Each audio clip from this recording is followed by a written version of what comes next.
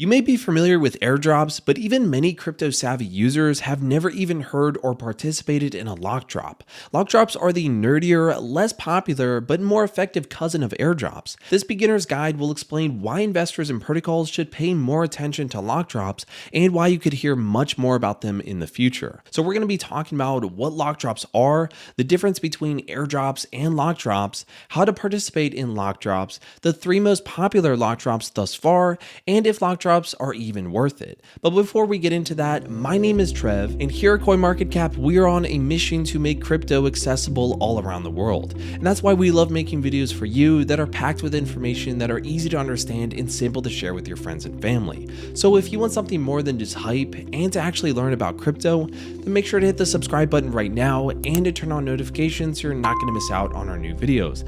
And let's learn together about what lock drops are. So lock drops are modified airdrops that require some commitment from the user to receive free tokens. In a lock drop, you stake one token for a specific time and receive your staked tokens and another token upon release. For example, you may stake ETH and receive ETH and the native token after it's released. The duration of the staking is variable. Tokens are locked in a smart contract and your return is determined on a pro rata basis. The more and the longer you stake, the more you receive in return. The goal of lock drops is to incentivize users to put skin in the game. If users lock in some of their tokens to bootstrap network security, they will be more interested in its success. So what is the difference between lock drops and airdrops? In short, this is how lock drops and airdrops work. Lock drops: you lock 100 ABC tokens in a smart contract before token XYZ is released. You receive your 100 ABC tokens and some free XYZ tokens when the token XYZ launches. The longer and more ABC tokens you lock, the more XYZ tokens you receive. And when it comes to airdrops, you interact with the project by trying it on the testnet, providing liquidity, and or other actions that are relevant to its use case. You receive free tokens based on those actions. You can also receive free tokens without ever having interacted with the project. The difference is that lock drops require a higher degree of commitment. You could receive an airdrop as a thank you for supporting the protocol based on other tokens you hold or by using the protocol or testnet. The monetary commitment is lower. On the other hand, for a lock drop, you have to stake your crypto with a new protocol, which is potentially risky, and incur an opportunity cost while it's staked. Roughly speaking, lock drops are more suited to building an engaged community, whereas airdrops cast a wider net in terms of marketing.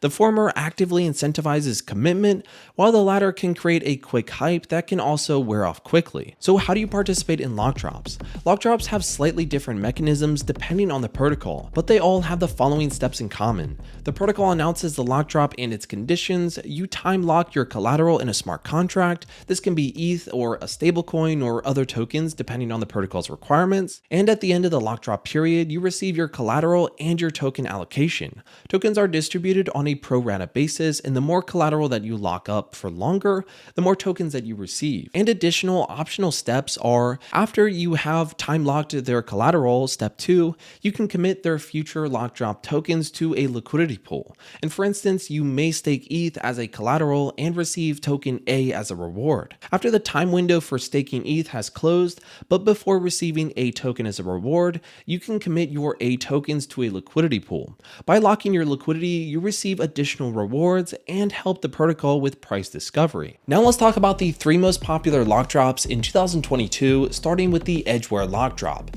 Edgeware was the first protocol to pioneer the lock drop mechanism in 2019. It distributed 90% of its token allocation via lock drops, and only 10% went to the team. Users were able to lock Ether in a dedicated lock drop user contract that released the ETH collateral after 3 to 12 months. Users were also able to signal instead of locking up their ETH, which basically means they signal their intent to participate in the Edgeware network and essentially receive an airdrop. However, those users received fewer rewards and could not act as a validator on the network. From the protocol's perspective, this provided economic security and a higher degree of commitment from users.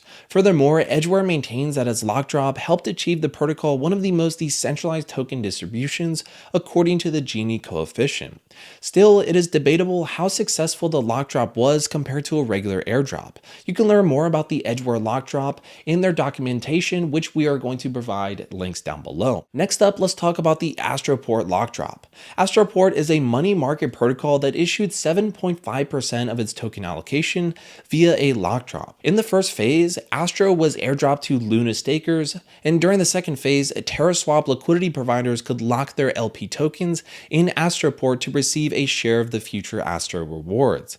Liquidity could stay locked for up to 2 weeks. In the third phase, users committed their Astro and/or UST to the Astro UST liquidity pool to bootstrap liquidity and enable price discovery. Mars Protocol is a non-custodial lending platform on Terra. It distributed tokens with a lock drop mechanism similar to Astroport. Users locked UST as collateral in its so-called red bank for 3 to 18 months. And the longer the token stayed locked, the more boost a user receives. After the initial 7-day participation phase, Mars Protocol ran its liquidity bootstrapping auction. Users could commit Mars and/or UST to start a Mars UST liquidity pool and enable price discovery.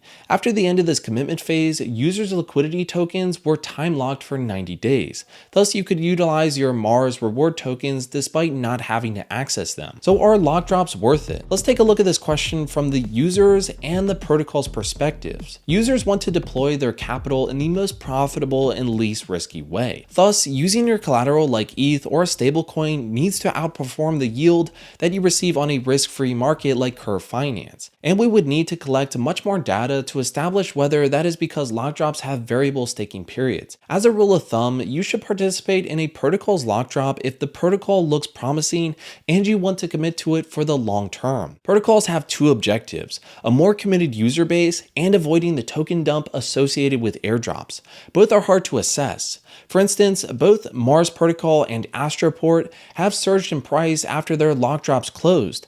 However, the locked collateral is yet to be released, and they have benefited from a surge in the price of Luna, well, at that time. And thus it is hard to assess whether lock drops are more effective than airdrops. In conclusion, lock drops are becoming more popular with new protocols like Bastion and Retrograde launching their own versions. Our recommendation is to keep paying attention to this increasingly popular token distribution mechanism. Hey, did you guys like that video? Well, if you did, then you're gonna like some of our other videos, and in fact, they're right here. So make sure you go and click on those right now, because if you like this video, you're definitely gonna like those. So yeah, check them out. What are you doing? Go watch them. Check them out. They're right here.